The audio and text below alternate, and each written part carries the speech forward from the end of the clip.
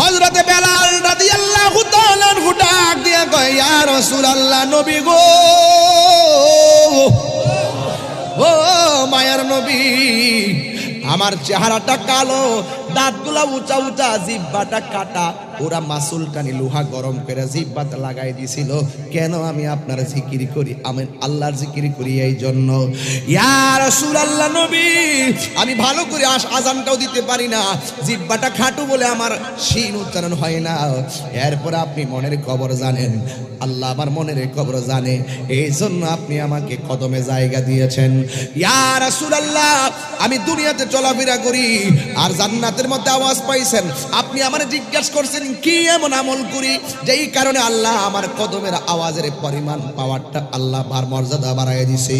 এবার ডাক দিয়ে, ইয়া রাসূলুল্লাহ, আমি কালো বলে আমি যখন মসজিদে ইকামত দেই, আমি যখন মসজিদের ভিতরে ইকামত দেওয়ার পরে আপনি নামাজ পড়ান, নামাজের সালাম ফিরাইবার পর সব সাহাবীরা দলে দলে আপনার সঙ্গে হাত মিলায় আপনার সামনে বৈশা বৈশা দিনের কথা শুনে, কিন্তু আমার চেহারাটা কালো বলে, আমার জিহ্বাটা খাটো বলে, আমার দাঁতগুলো উঁচা বলে, আমি দেখতে একটু কেমন কেমন লাগে, এই জন্য আমি শরমে আপনার সামনে যাই না।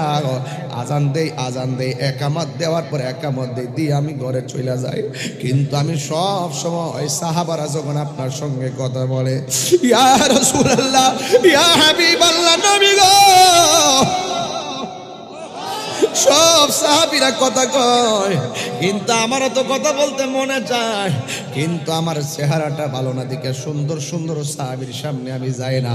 কিন্তু আমি একটা আমল নিয়মিত করি, কয় কি, আমি সব সময় ওযু রাখি, ওযু করার পরে অন্য কোনো নামাজ পড়ি না, ওযু করার পরে 2 রাকাত নফল নামাজ আমি পড়ি, ওই 2 রাকাত নামাজ নফল নামাজ পড়া আমার আল্লাহরে আমি ডাক দিয়ে বলি, আল্লাহ, সব সাহাবীরা নবীর সঙ্গে নামাজের পর মনের কথা বলে, আমার চেহারাটা ভালো না বলে আমি সামনে যাই না, কিন্তু আপনার বন্ধুর কাছে সবাই কাছে যায়, বন্ধু নবী তাদেরকে ভালোবাসে, আর আমি বেলাল সামনে না গেলেও আপনার বন্ধুর ভালোবাসা যেন আমি বেলালের প্রতি থাকে, এটাই হলো আপনার কাছে আমার ফরিয়াদ। আল্লাহর হাবিব ডাক দিয়া বলে, বেলাল, এ বেলাল রে, তোমার এই 2 রাকাত নামাজ আমার আল্লাহ রাব্বুল আলামিন কবুল কইরা ফেলাইছি। এই বেলাল ডাক দিয়া কয়, নবী গো, ও মায়ার নবী, এই বেলাল রাদিয়াল্লাহু তাআলা তো সেই বেলাল, যেই বেলাল নবীজি ইন্তিকালের পর মদিনা ছাইরা চলে গেছিল, যেই রাস্তা দিয়ে তাকাইলে নবী দেখা যায় না, যেই মসজিদের মেহরাবে কামাত দিলে নবী দেখা যাবে না, যেই আজানে নবীর নাম নিলে নবী দেখা যাবে না, এই মদিনায় আমি থাকবো না, আমি বরদাস্ত করতে পারবো না। বেলাল সেখান থেকে চলে গিয়েছিল, কিন্তু বেলাল সেই বেলাল, যেই বেলাল আজান দিয়েই তিনি আমার রাসূলের কদমে লুটে পড়েছিল। এই বেলাল রাদিয়াল্লাহু তাআলা আনহু বলেন, ইয়া রাসূলুল্লাহ, জুমার নামাজ পড়াইলেন, এমন কথা খুতবার ভিতরে বলেন, ইয়া সারিয়াতুল জাবাল, ইয়া সারিয়াতুল জাবাল তো আজকের খুতবার বিষয়বস্তু না। আপনি খুতবা দেওয়ার সময় চোখ ডানে নিলেন বামে নিলেন, একটু কেমন কেমন দেখলাম, হঠাৎ করে এমন কেন? আমার নবী ডাক দিয়ে সাহাবীরা রে, আমি নবী যাহা দেখি তোমরা তা দেখো না, আমি নবী যাহা জানি তোমরা তা জানো না, আমি নবী যাহা বুঝি তোমরা তা বুঝো না, আমি নবী যাহা শুনি তোমরা তা শোনো না, আমার নবীকে আমি যাহা দেখি তোমরা তা দেখো না। ইন দলিল দলিল দলিল, ইন্নাল্লাহা যাওয়ালিল আরদা ফারাআইতু মাশারিকাহা ওয়া মাগারিবাহা, আমি নবী দেখি কি জানোনি, আল্লাহ রাব্বুল আলামিন আমার জন্য পূর্ব এবং পশ্চিমকে এমন ছোট করে দিয়েছেন, আমি নবী হাতের তালুর মধ্যে সব দেখতে পারি।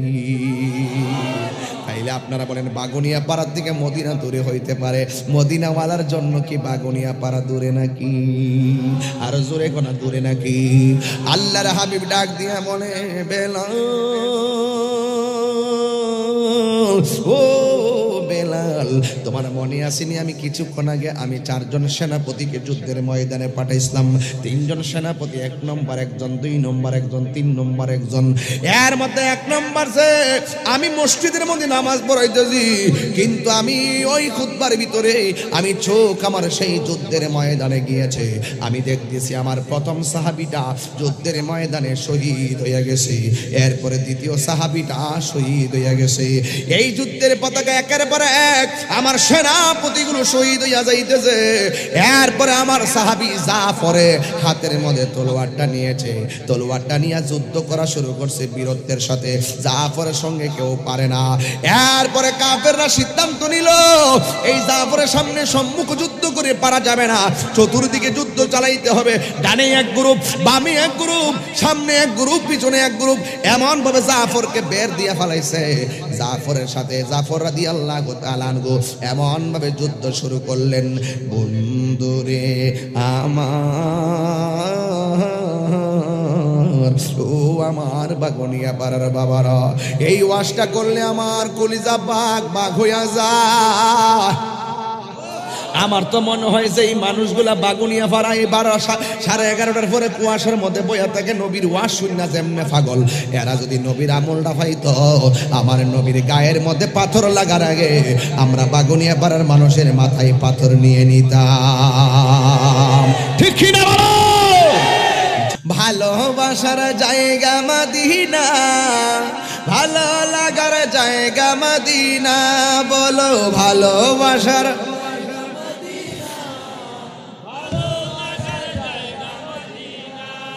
এত সুন্দর জায়গা কোথাও দেখি না, এত সাজিয়েছেন দয়াল রব্বানা, সাজিয়েছেন দয়াল রব্বানা, ভালোবাসার জায়গা মদিনা, বলো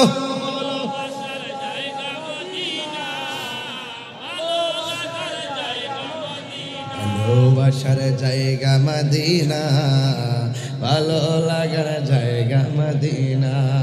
জোরে কি সুবহানাল্লাহ বলা যাবে না? জিহাদ HD media, the Islamic content creator.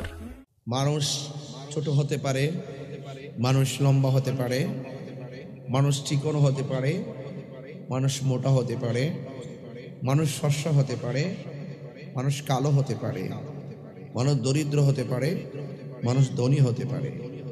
এই যে পার্থক্য সৃষ্টিকারী একজন, জবান খুলে বলুন তিনি কে? সৃষ্টির প্রতি ঘৃণা করা যাবে?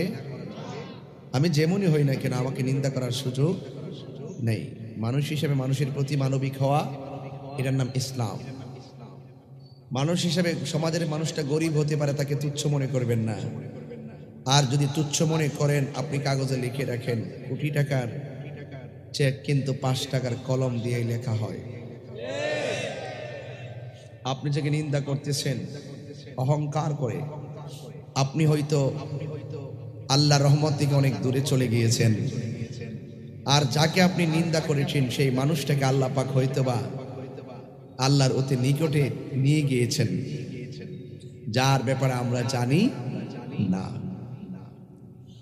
এই জন্য যুবক ভাইরা, আল্লাহ is the first, last, open and secret. আল্লাহ ছিলেন, আল্লাহ আছেন, আল্লাহ থাকবেন। সুবহানাল্লাহ বলবেন না? এই পূর্ব ভাগুড়িপাড়া আমি কিন্তু আর আধা ঘন্টা পরে স্টেজে আসতাম। ওই খাওয়া দাওয়া করি নাই।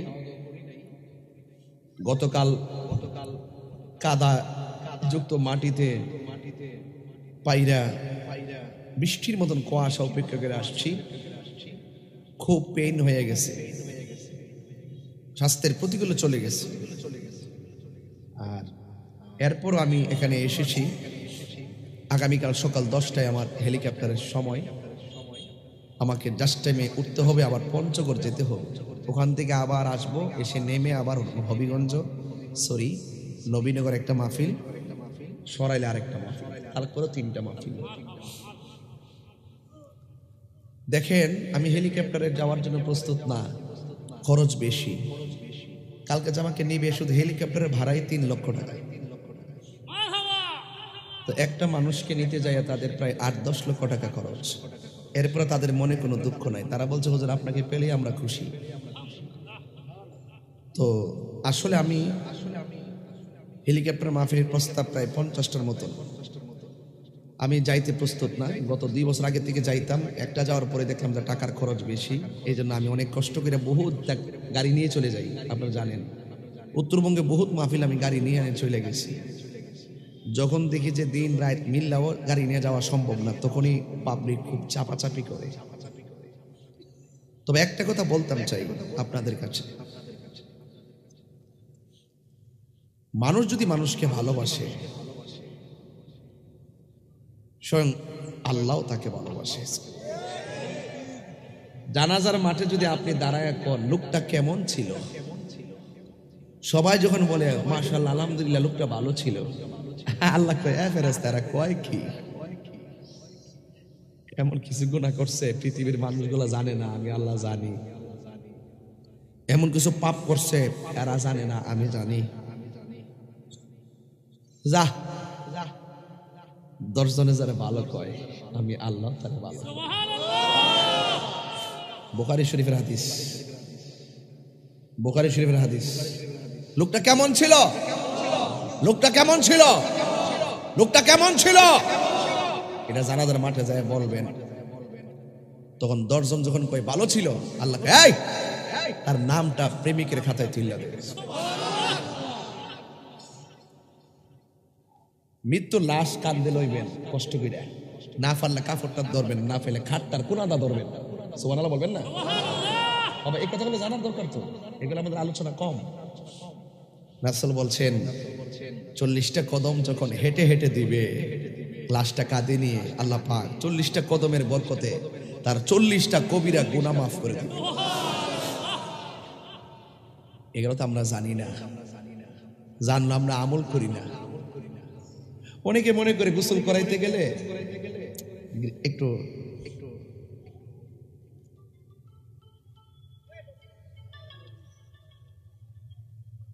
হ্যাঁ তাজ ভাই আমি মাহফিলে হ্যাঁ বলেন শর্টকাট, হ্যাঁ নো প্রবলেম বলেন।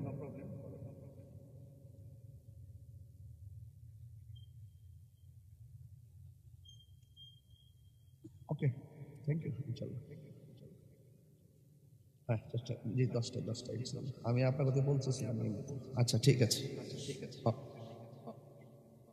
আচ্ছা আচ্ছা ঠিক আছে ঠিক আছে, আমি এইমাত্র বললাম। আর ক্যাপ্টেন শেখ ফোন করলো, মারহাবা বলে। রতনে রতন সিনে, ভ্রমর সিনে মধু, মুরুক্ষ বাঙালি সিনে কাঁচামরি সে কদু।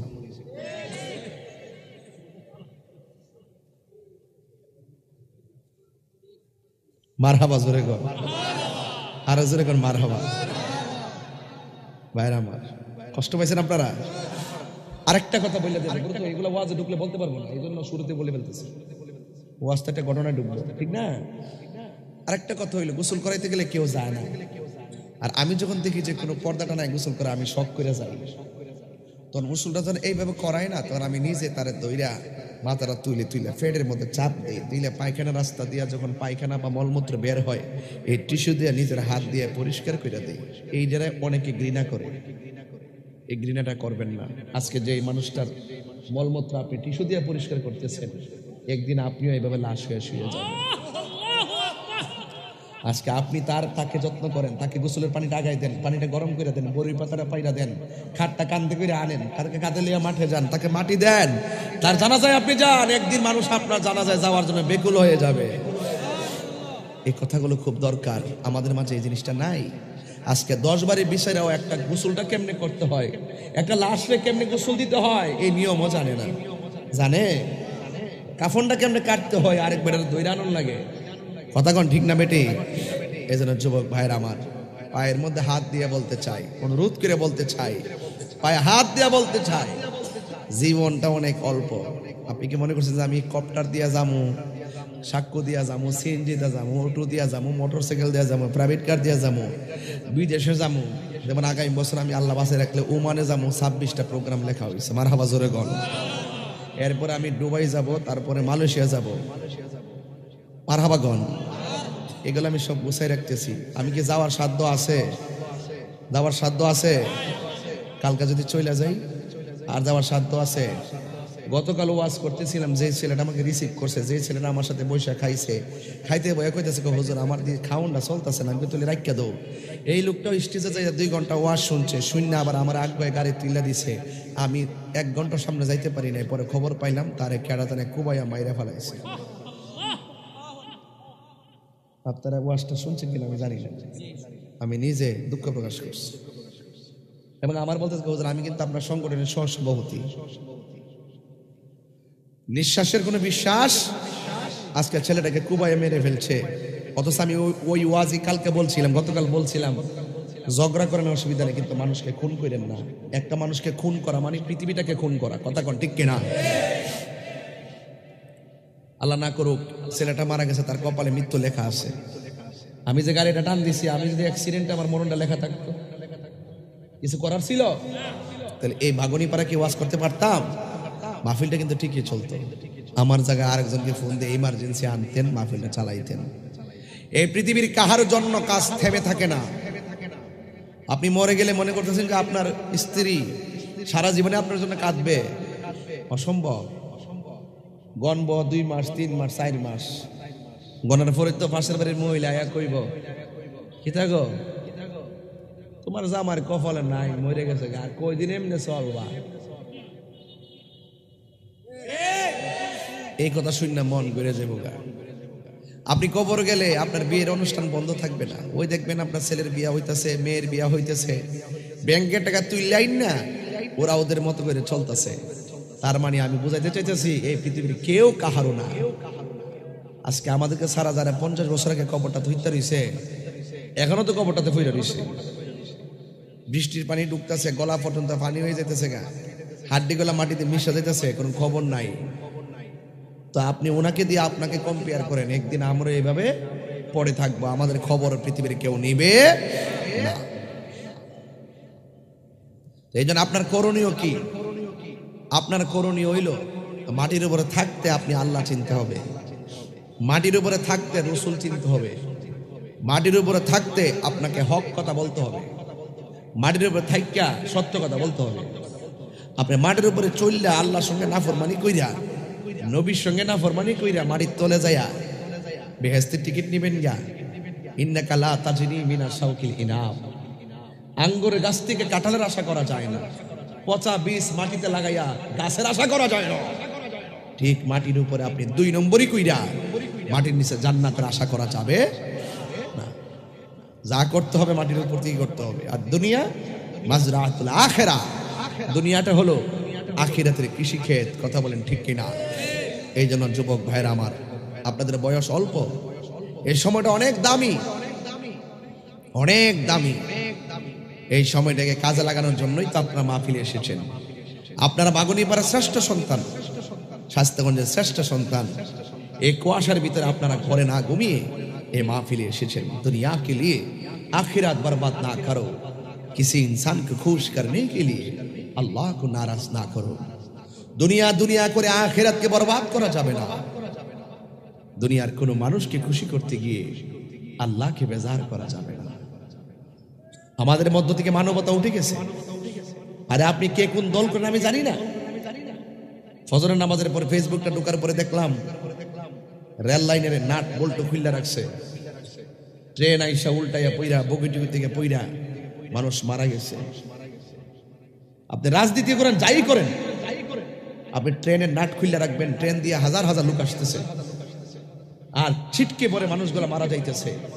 এই ট্রেনের ভিতরে আওয়ামী লীগ আছে, এই ট্রেনের ভিতরে বিএনপি আছে, এই ট্রেনের ভিতরে জাতীয় পার্টি আছে, এই ট্রেনের ভিতরে ইসলামিক ফ্রন্ট আছে, বাংলাদেশ ইসলামী ফ্রন্ট আছে, জাকের পার্টি আছে, তরিকত ফেডারেশন আছে, সুপ্রিম পার্টি আছে। রাজনীতি করে না এমন দলও আছে, শিশু বাচ্চাও আছে, রোগীও আছে, অসুস্থ লোকও আছে। আপনি এটা নাট খুইলা দিয়া কেমন রাজনীতি কথা বলেন ঠিক না বেঠিক? Humanity is the very important element for our life. আজকে আমরা মানবতা ভুলে গেছি, দুনিয়ার ক্ষমতার জন্য অন্ধ হয়ে গেছি। আপনি গাড়ি থেকে আগুন ধরাই দিলেন, এটা কিসের রাজনীতি? আমি চাই আপনি রাজনীতি করেন, মানুষকে ভালোবেসে করেন। কাহারও ক্ষতি করে যারা রাজনীতি করে, নিজের স্বার্থ হাসিল করতে চায়, তারাও দেশের দুশ্মন, কথা বলেন ঠিক।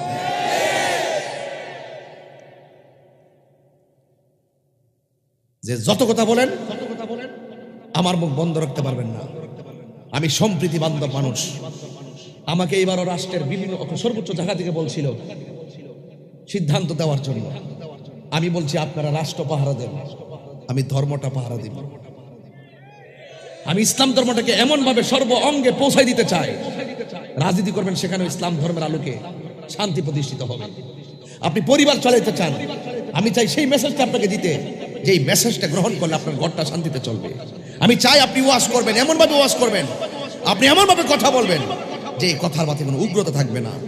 আপনার দ্বারা ইসলাম যে রিয়েল মেসেজ, সুফি দর্শন, যে ইসলাম যে সুফি দর্শনের উপর ডিপেন্ডেন্ট, আহলে সুন্নাত ওয়াল জামাতের যে মূল আদর্শ, যে আদর্শের উপরে ছিল বাবা শাহজালাল, যে আদর্শের উপরে ছিল শাহপরান, যে আদর্শের মধ্যে ছিল ফতে গাজী, আদর্শের মধ্যে ছিল নাসিরুদ্দিন শিপা শাহ, আদর্শের মধ্যে ছিল হযরতে বাইজিদ বুস্তামি, আদর্শের মধ্যে ছিল আমানত শাহ, আদর্শের মধ্যে ছিল গরিবুল্লাহ শাহ, আদর্শের মধ্যে ছিল মিসকিন শাহ, আদর্শের মধ্যে ছিল ফতে আলী, আদর্শের মধ্যে ছিল গনি শাহ, আদর্শের মধ্যে ছিল ফয়জউদ্দিন শাহ, আদর্শের মধ্যে ছিল কেল্লা বাবা, আদর্শের মধ্যে ছিল সকল আল্লাহর ওলিগণ। যেই পথ হলো শান্তির পথ। কথা বলেন ঠিক না বেঠিক?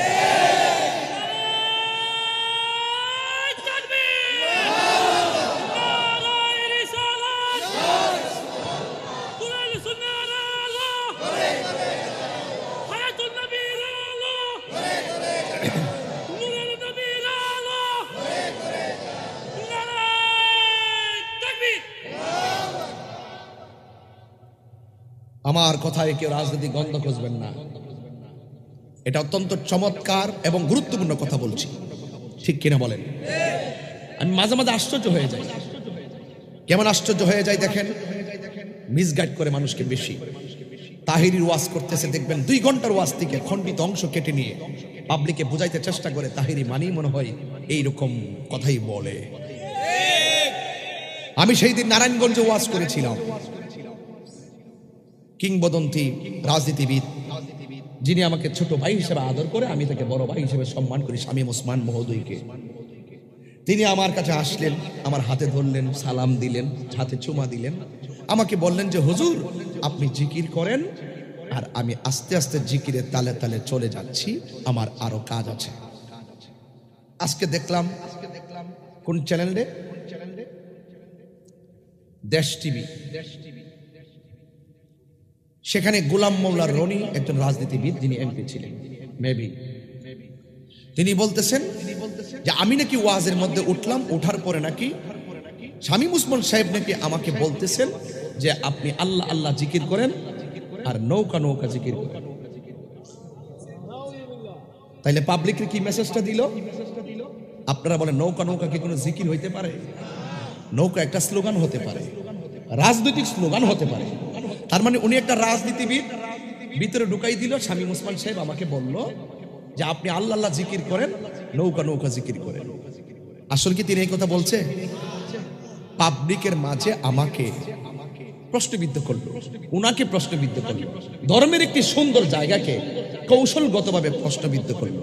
আপনি একজন তরিকাপন্থী গোলাম মৌলা রনি সাহেব, আপনি অনেক সময় যৌক্তিক কথাও বলেন, কিন্তু আমার মনে হয় তথ্য সঠিকভাবে না জেনে মানুষকে মিসগাইড করা উচিত নয়। আমি বলবো রাজনীতি করেন, করার মতো করেন, পৃথিবীর দুনিয়া করে আখিরাতকে বরবাদ করে দিবেন না। দুনিয়ার কোন মানুষকে খুশি করতে গিয়ে আল্লাহকে বেজার করা যাবে না। আপনি জানেন না মাল্লাহুল মাওলা ফালাহুল কুল, যে এই ব্যক্তি আল্লাহর হয়ে যায় সারা পৃথিবী তার হয়ে যায়। তো আপনি আমার পিছনে লেগে হবে কি? আমার কপালে আলু ভর্তা লেখা আছে, এটা আমি এখনো খাই নাই। ওই মাহফিল করে আসছি, এখন মাত্র 25 মিনিট 30 মিনিট আমি এখানে আসছি। আমি বসিও নাই, কালকে সকাল ফ্লাইট যাবো এক জায়গাতে, আমি দৌড়ায় চলে আসছি। তো আপনাকে ভালো করে বলতে চাই, আমার সুন্নি ভাইরা যারা সুন্নি হইছেন, সঠিকভাবে সুন্নিটাকে বুকে লালন করেন, দালালিতে পা দিয়েন না, দলিলের জোরে চলেন। আপনার পৃথিবীটা চুলের চাইতে চিকন হবে না, পুল সিরাতটা সারা পৃথিবীর চাইতে প্রশস্ত হয়ে যাবে। ঠিক কিনা বলেন? এই জন্য আপনাকে বলছি, নাক কান চোখ খোলা রাখবেন। আজকে দুনিয়াদারির পাল্লাই পড়ে এই কথা বলার কারণ আছে। আজকে একটা ছেলের মেরে ফেললো, আপনি এমন ভাবে চলবেন না, এমন ভাবে আপনি একজনকে অ্যাটাক করবেন না, একজন আরেকজনকে মেরে ফেলতে হবে, সম্পর্ক ছিন্ন করতে হবে। মনে রাখবেন এই দুনিয়া ক্ষণস্থায়ী, কেউ পৃথিবীতে থাকবে না। যুবক ভাইরা সাবধান থেকো, কোনো মারামারি চলবে, কাহারও প্রতারণায় কোনো গাড়িতে আগুন দেওয়া যাবে, রেল লাইনে লাট খোলা যাবে, কারণ এটা ইসলাম যে মানবতার ধর্ম, এই ধর্মের মধ্যে পড়ে না যদি এই কাজগুলো আপনারা করেন। মনে থাকবে? মনে থাকবে তো? শায়েস্তাগঞ্জের রেল জংশনের কাছ থেকে কথা বলে গেলাম, সাবধান থাকবেন। তবে আসুন, সবকিছুর ঊর্ধ্বে হলো আমরা সেজদা দিব একজনকে। জবান খুলে বলুন তিনি কে? আরো বড় করে বলেন তিনি কে? আমার যুবক ভাইয়েরা, আমার মুরব্বী বাবাজিরা, ভালো যদি নবীকে বাসবেন বাসার মতো বাসতে হবে। ভালো যদি আল্লাহকে বাসবেন বাসার মতো বাসতে হবে। কোরআন যদি মানবেন মানার মতো মানতে হবে। মা বাবাকে খেদমত করলে করার মতো করতে হবে। এক যুবকের দল পায়ের মধ্যে হাত দিয়া বলি, এই দুনিয়া বড় ক্ষণস্থায়ী। দুনিয়াটারে তুচ্ছ মনে করেন, আমার আল্লাহকে শ্রেষ্ঠ মনে করেন, আমার নবীকে শ্রেষ্ঠ মনে করেন। দেখবেন যে এই কবরে কোনো মানুষ আপন হবে না। ওই কবরে আমার নবী সশরীরে আসার ক্ষমতা আছে না? না।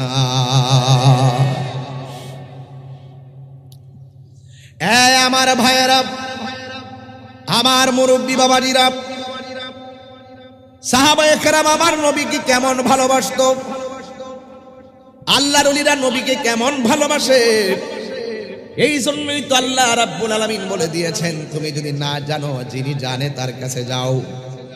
আরেকটা কথা কোরআনের মধ্যে আমার আল্লাহ রাব্বুল আলামিন বলেছেন, যারা জানে আর যারা জানে না এরা কখনো এক হতে পারে না। কথা বলেন ঠিক কিনা? এক হতে পারে? যারা জানে আর যারা জানে না এরা কখনো এক হতে পারে না। এই জন্য আমার যুবক পায়ের মধ্যে হাত দিয়া বলি, শীত কন কন করতেছে, একদম শীতে সবাই জর্জরিত হয়ে গিয়েছেন। কিন্তু মনে রাখবেন, এই কুয়াশাকে উপেক্ষা করে যারা নবীর মহব্বতে মাহফিলে এসেছেন, আমার আল্লাহ রাব্বুল আলামিন এই শীতের উসিলায় আমার আল্লাহ এই ত্যাগের বিনিময়ে আমাদের কবরবাসীর কবরের আযাব মাফ করতে পারে কি পারে না? পারে।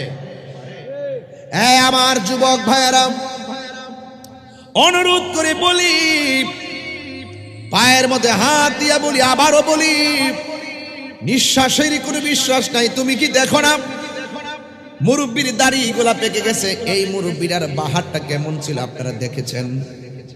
উনি কত শক্তিশালী ভাবে চলতো। কিন্তু আজকে তিনি চেয়ারের মধ্যে বসে বসে ওয়াজ শুনতেছেন। মানুষ মেনে নিতে বাধ্য। আপনারা যারা এসেছেন আপনারাও মেনে নিতে বাধ্য হবেন।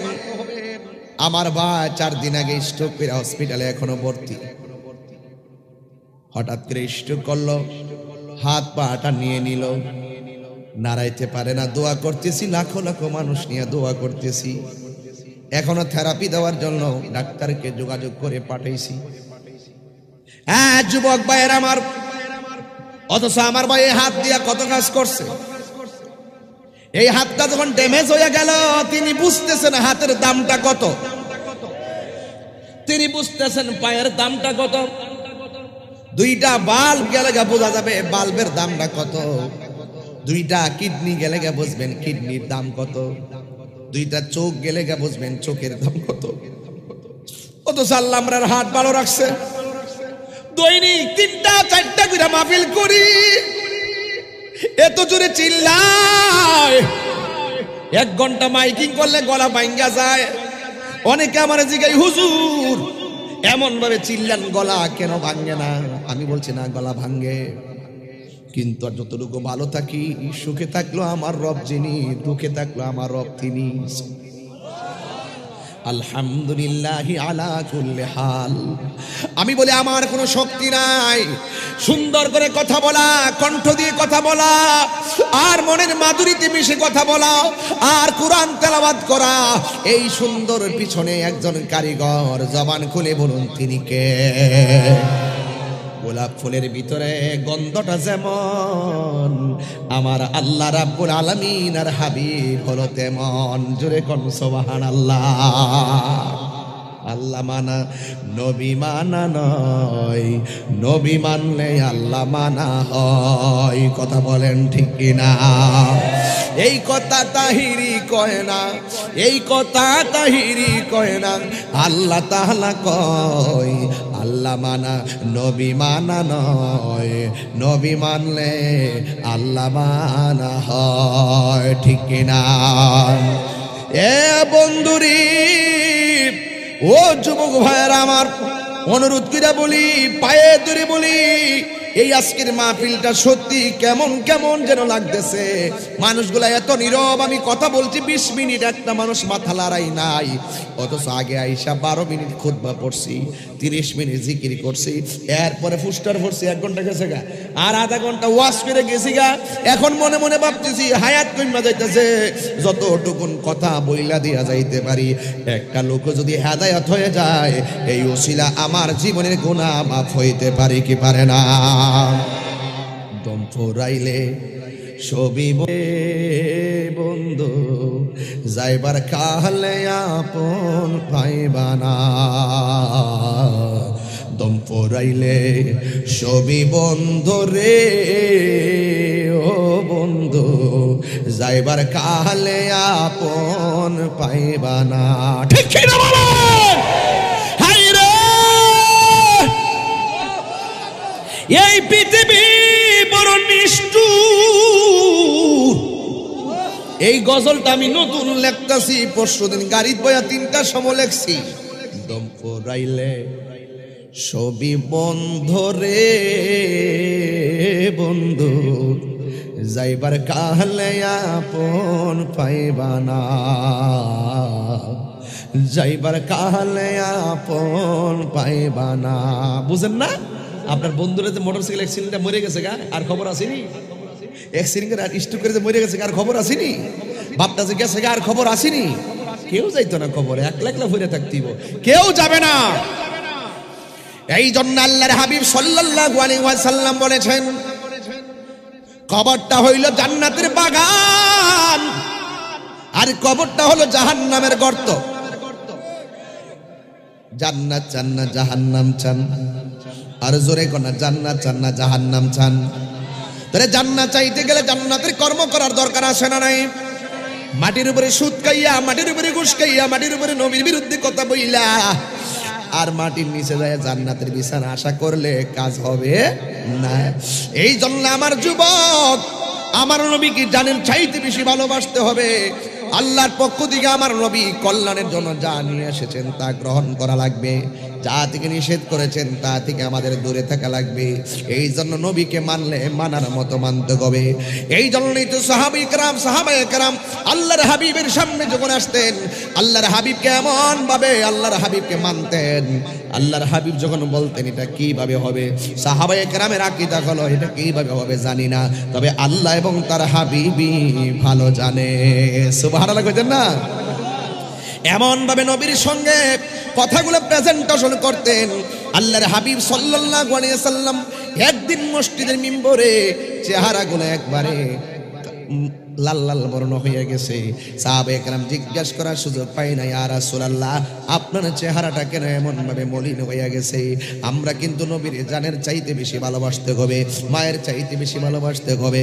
আমরা কিন্তু দুনিয়ার সমস্ত মানুষের চাইতে আমার নবীরে ভালোবাসতে হবে। সাহাবায়ে কেরাম দেখায়া গেছে, ও যুবকের দল, ও বন্ধুরে, সাহাবায়ে কেরাম আমার নবীরে এমন ভালোবাসতে হুকুম দিয়েছে, লাভ মেরা পড়ে গেছে।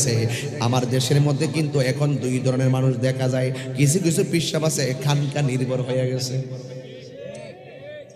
আসেনি? কিছু করবে নাকি? লইরো না বাবা, লইরো না, চুপচাপ বয়া তো। দম ফুরাইলে লইরো না, দম ফুরাইলে ছবি বন্ধ রে, ও বন্ধু, যাইবার কালে সঙ্গী পাইবানা। বো যাইব 4 মাস গেলে কিন্তু দেখো আর কত একলা একলা থাকবা।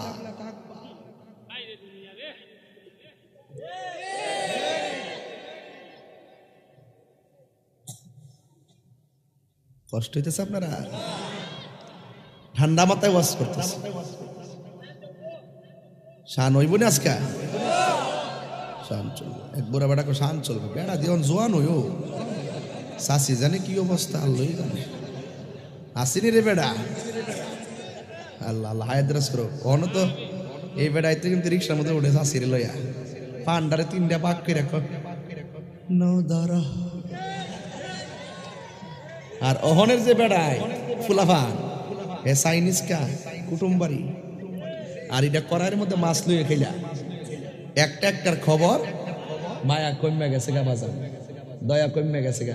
তুচ্ছ ঘটনার কেন্দ্র কইরা ছুরি দিয়া কুবায়া মানুষকে মেরে নিতেছে। এত বড় এত বড় স্বার্থপর নির্দয়। আরে কালকে শুনলাম এর মারতে মারতে মারতে একটা ফার্মারসে এই দিকে ঢুকে পিছন দেওয়া কিনলেছে, ঘরের ভিতরে টান্দা ঢুকাই নিয়ে মেরে নিয়েছে। দম পড়াইলে ছবি বন্দরে বন্ধু যাইবার কালে আপন পাইবানা। আল্লাহ কইতেন না, এর বেশি সামনে যাবো না। গজলটা নতুন আসতেছে, রিলিজ হবে ইনশাআল্লাহ। ও বন্ধুরে কি দিয়া ওয়াজ বুঝাইতাম, এই দুনিয়ার বললাম দম পুরেলে সব বন্ধ হইব, মরণ কালে কাউরে পাইবা না। এইটাও কথা ঠিক আছে, কিন্তু তুমি আল্লাহর পাগল হও, কিন্তু তুমি কোরআনের পাগল হও, ইসলামের পাগল হও, ওলি আল্লাহর পাগল হও, নবীর পাগল হও, তুমি পাইবা না। কেন কইছে পাইবা তারা সব তোমার বিদায় দিব। বিদায় দেওয়ার আগেই আমার রাহমাতুল লিল আলামিন এই ভাগুনি পাড়ায় ভাঙ্গা করে আসার ক্ষমতা আছে না নাই? হাত তুলে বলা আছে না না? আসার ক্ষমতা আছে। তাহলে প্রেমিক হইতে দিব। কি দিব? প্রেমিক হতে হবে। প্রেমিক সাহাবায়ে কেরাম প্রেমিক ছিল। আমার নবী আপনার নবী বলে সাহাবী যুদ্ধের ময়দানে যাও। যুদ্ধের ময়দানে নবী পাঠাইয়া ওই মুহূর্তে আল্লাহর হাবিব সাল্লাল্লাহু আলাইহি সাল্লাম মসজিদের মিম্বারের ভিতরে জোরে কি সুবহানাল্লাহ বলা যাবে না? চেহারাটা লাল বর্ণ হয়ে গেছে। আমাদের বাবা যখন ঘরের ভিতরে ঢুকতো চেহারাটা একটু মলিন দেখলে ভয় পাইছি, না জানে কি হইছে। কিন্তু সাহাবায়ে কেরাম আমার নবীর যখন একটু চেহারাটা লাল লাল বর্ণ, নূরানি সুরত মুবারক, একটু যখন কেমন কেমন ভাব দেখেছেন, সাহাবায়ে কেরামের মধ্যে কেউ কথা বলতে সাহস পায় না। যিনি সাহস করেছেন তিনি হলো আমার নবীর বরাবর দাঁড়ায়া মসজিদের ইকামত দিতেন, নামাজের ইকামত দিতেন, যার নাম হইল হযরতে বেলাল রাদিয়াল্লাহু তাআলা আনহু। আল্লাহু আকবার কোন, আল্লাহু আকবার কোন। বেলাল রাদিয়াল্লাহু তাআলা আনহু আমার নবীর ডাক দিয়ে কি, ইয়া রাসূলুল্লাহ, নবী গো, হো মায়ার নবী, আমরা দেখতেছি আপনি খুতবা পড়তেছেন, খুতবার ভিতরে চেহারাটা মলিন হয়ে গেছে, আর চেহারাটা লাল লাল ভাব হয়ে গেছে, আর কপাল মুবারকের ভিতরে পসিনা মুবারক গুলা মুক্তার দানার মতন চিক চিক চিক চিক করতেছে, আর ওই ঘাম মুবারক পসিনা মুবারক থেকে মেশকে আম্বরের গ্রান বাহির হইতাছে। ইয়া রাসূলুল্লাহ, ইয়া হাবিবাল্লাহ, নবী গো। কেউ নবীর সঙ্গে কথা বলার সাহস পায় না, কিন্তু এই মজলিসের ভিতরে হযরত বেলাল ছিল। কিন্তু হাদিস শরীফের মধ্যে পাইলাম আমার নবী যখন একটু রাগ করতেন, অভিমান করে বসে থাকতেন, এই অভিমান ভাঙ্গার অন্য কোনো সাহাবী ছিল না। একটা সাহাবী ছিল যার নাম হইল হযরতে মাওলা আলী। আর এই মসজিদের ভিতরে হযরত বেলাল রাদিয়াল্লাহু তাআলা আনহু বলেন, ইয়া রাসূলুল্লাহ, ইয়া হাবিবাল্লাহ, নবী গো, আপনি মসজিদের ভিতরে খুতবা পড়তেছেন, দেখলাম চেহারাটা মলিন মলিন দেখা যায়, কিন্তু খুতবার ভিতরে আপনি কয়েকটা শব্দ অতিরিক্ত বললেন, অতিরিক্ত যেই শব্দগুলো খুতবার ভিতরে নাই। ইয়া রাসূলুল্লাহ, চেহারাটা এমন করলেন কেন, মনে হয় একটা কষ্ট আছে। কি কষ্ট একটু বলেন না, কোনো অসুবিধা আসেনি, একটু বলেন না। সাহাবায়ে কেরাম নবীর কষ্ট সহ্য করতে পারতো না। সাহাবায়ে কেরাম সব সময় নবীর হুকুমের অপেক্ষা করত। কথা বলেন ঠিক কিনা? আমরার দেশের কিছু পিসাব আছে খানকা নির্ভর হয়ে গেছে, রাজপথে পাওয়া যায় না। কথা বলেন ঠিক কিনা? যদি আপনি যায় কোন পিসাব রে বাজার, নবীর বিরুদ্ধে তো একজনে গালি দিছে, অন্ত কালকা হবিগঞ্জ একটা মিটিং এ একটা মিছিল করণ লাগে, পিসাব তোমরা যাও। আল্লাহ আল্লাহ আল্লাহ।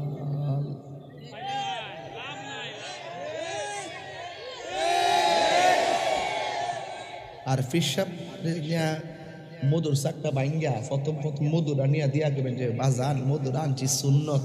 পিসাব কো মাশাআল্লাহ।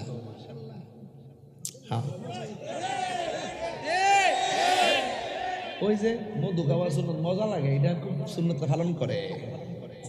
পিসাবরে বুঝতে হবে, পিসাবরে বুঝতে হবে। আমি রাগ করি কেন এটাও বুঝতে হবে, আমি চিল্লাই কেন এটাও বুঝতে হবে।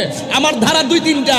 আমার কথা হলো আল্লাহর হাবিব হেরা গুহায় ধ্যান করেছেন, এটাও ইসলাম।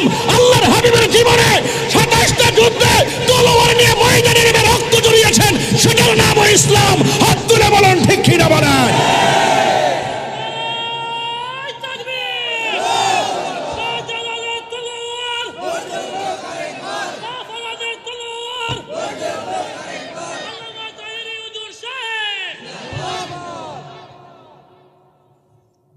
আর মিসওয়াক করবো, এটা সুন্নত। লাডি লয়ে যাইতো না। আর খানকাত বয়া বয়া আল্লাহ আল্লাহ। আমি যে মাঝে মাঝে হুঙ্কার দিই, ঠিক আছে নি? মাঝে মাঝে যে রাজপথে নামি, ঠিক আছে নি? মাঝে মাঝে বাইতুল মুকাররম জায়গা, ঠিক আছে নি? মাঝে মাঝে যে দল আর শহর লাইমা জায়গা, ঠিক আছে নি? আপনারা আমার পাইবেন, আমি জানি। খানকাত বৈশা থাকার নাম ইসলাম, আবার রাজপথের নামার নাম ইসলাম। আমি ফিরানি করি, আমিও তো করি। আমি করি না? আমার কি কিছু মুরিদ আছে না? আল্লাহ ছেলে আছে না? ও তো সময় না দিতাম পারি না। এরা তো আছে জায়গা জায়গা কিছু ফুলামান তো মুরিদ আছে। এটি তো 5 বছর হায়াতে বাঁচলে একটা রং ধরবো, কথা কন ঠিক না বেটে?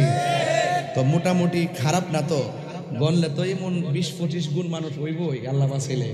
কিন্তু মুরিদ করি, একটা কথা কইয়া দেই, যেখানে নরম এখানে নরম, যেখানে গরম এখানে গরম। কাফের বহুত বালা মুনাফিকের চাইতে। কাফের তো সিনা যা রসুল বলছে, কাফের নামে স্পষ্ট, এরা জাহান্নামী। কিন্তু মুনাফিক আজীবন আমার উম্মতরা জ্বালায় মারবে। এই মুনাফিক আছে না নাই? আমনে আন্দোলন করতে মারো যাইবেন, আর এখান থেকে থানায় ফোন করবে, স্যার এটা উঠাই দেন, দরকার নাই। কি দরকার দেশের মধ্যে তা করণের? আছে না নাই বলেন? এই জন্য আমি প্রায় মাহফিলে বলি, তুমি মিসওয়াক করা ফজিলত তো জানো, খাবার শেষে মিষ্টি মুখের হাদিস এটাও মানো। সে বুঝে খাওয়ানোর পরে মিষ্টি খাওয়া সুন্নত, একটু খান না। ও আচ্ছা, দৌ না। কত যে মজা। আজকে যদি আমরা সব মুসলমান একসাথে রাজপথে নাইমা সবাই যদি ইমানের তাগতটা যদি দেখাইতে পারতাম, ইমানি হুঙ্কারটা দিতে পারতাম, ইসরায়েলের গুন্ডা বাহিনী কখনো ফিলিস্তিনের মুসলমানকে মারার সাহস পেত না। ইহুদিরা জান্না ফলাইছে মুসলমানদের মধ্যে 3 গ্রুপ, একটার মারলে আরেকটা আইতো না, হুঙ্কার দে মারো। ইতে এমনি দে, এর মধ্যে মিল নাই, এর মধ্যে কি নাই? তাহলে বলেন, তুমি মিসওয়াক করা ফজিলত তো জানো, খাবার শেষে মিষ্টি মুখের হাদিস এটাও মানো। শুধু হক কথাটা উচ্চ সুরে বলতে পারো না, অন্যায় দেখে বারুদ হয়ে জ্বলতে পারো না, ঠিক কিনা? শুধু হক কথাটা উচ্চ সুরে বলতে পারো না, অন্যায় দেখে বারুদ হয়ে জ্বলতে পারো না। কেমন মুসলমান তুমি একটু ভাবো না, কেমন তোমার ঈমান একটু বলো না। কেমন মুসলমান তুমি একটু বলো না, কেমন তোমার ঈমান একটু বলো না। জোরে জোরে কি সুবহানাল্লাহ বলা যাবে না? এ আমার যুবক ভাইরা, আরে বাবা স্যার কে আপনারা গোপনে দিস, এটা দেখলে তারা জ্বালা উঠা জায়গা, তুমিও বুঝো না কিছু, অনেক কিছু এ সাল হয়ে অত্যার ঘটনা করছে, তুমি আবার সামনে না স্যার কাপ লইছ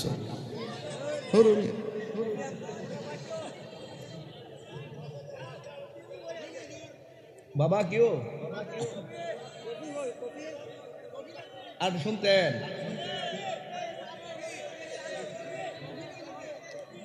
আচ্ছা আপনাকে এটা আমাকে ভালোবাসা বলেন না ঘৃণা করে বলেন? তাইলে বলতে পারেন। আল্লাহু আকবার জোরে কর। কষ্ট হইতেছে আপনারা? কারণ চতুর্দিক দিয়ে তো কুয়াশা ঢুকতেছে, মানুষগুলো শীতে কনকন করে কাঁপতেছে। এই জন্য ওয়াজ বেশি লম্বা করবো না, তবে আজকে জিকির হইব ইনশাল্লাহ, হইব ইনশাল্লাহ। তবে ওয়াজ হইব, ওয়াশ হইব, ওয়াশ করে দিয়ে যাবো। হেরারে যারা বলে আমার নবী গায়েব জানে না, ওয়াশটাকে মোহেরারে যারা বলে আমার নবী হাজার নাজার না, এর লাগে ওয়াশটা ধরছি। আমার নবীর সাহাবীরা যে আমার নবী যে হাজার নাজার মানতেন, এটা বুঝাইবার লাগে। কথা কন ঠিক না বে ঠিক রে বাবা? আরো জোরে কোন ঠিক কিনা বলেন? এবার আল্লাহর হাবিবের সাহাবী নামটা কি বলছিলাম রে বাজান? নামটা হলো হযরতে বেলাল।